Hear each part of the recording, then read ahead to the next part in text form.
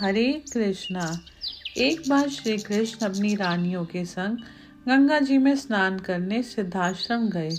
संयोगवश वहां श्री राधा रानी भी उसी समय अपनी हजारों सखियों के साथ गंगा स्नान करने पहुंची। रुक्मणी जी ने श्री राधा रानी के अद्भुत सौंदर्य के बारे में सुना था।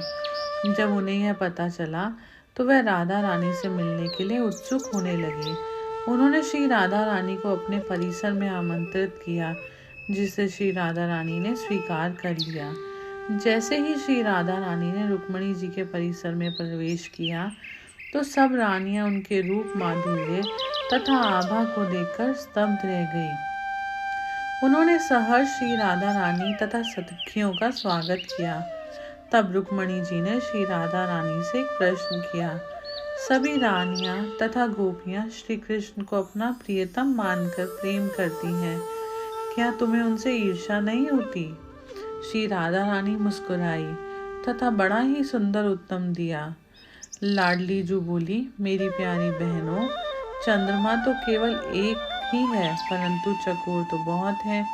कल्पना कीजिए, यदि एक चकोर चंद्रमा पर अपना अधिकार कर ले तो बाकी सभी चकोर तो मर ही जाएंगे। इसी प्रकार सूर्य एक ही है, हम सभी उसी के प्रकाश से दृष्टि पाते हैं। यदि कोई एक सूर्य पर अधिकार कर ले तो बाकी सब नेत्रहीन हो जाएंगे। सच कहूँ, श्री कृष्ण ही प्रेम तत्व हैं। यदि मैं उन पर अपना एकाधिकार कर लूंगी तो अन्य जीव उनके प्रेम से वंचित रह जाएंगे। दूसरी बात यह है कि मेरे श्याम सुंदर अन्य जीवों से प्रेम करके सुख प्राप्त करते हैं, तो मुझे कोई आपत्ति क्यों होगी? इन उदाहरणों से अब आप सब यह समझ गए होंगे कि माइक प्रेम की तुलना श्री राधा रानी व गोपियों के प्रेम से नहीं की जा सकती। संसार में जीव स्वार्थ से ही प्रेम करता है, अतः हम दिव्य को भी उसी पैमाने पर नाप लेते हैं।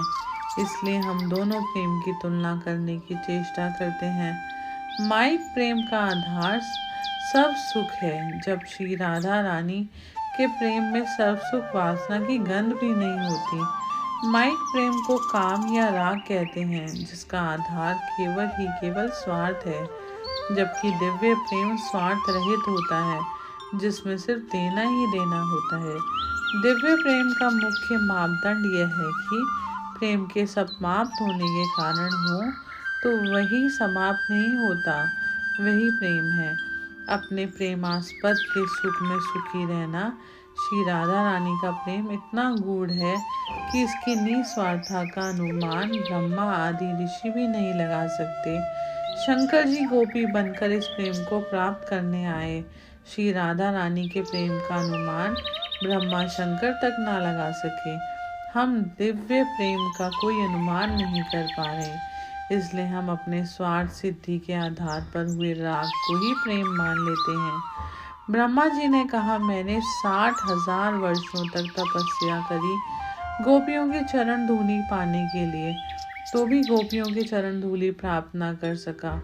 गोपियां निष्काम प्रेम का प्रतीक हैं। जब गोपियों के प्रेम की अवस्था है तो श्री राधा रानी जो प्रेम तत्व का सार है, वह प्रेम का वर्णन कौन कर सकता है?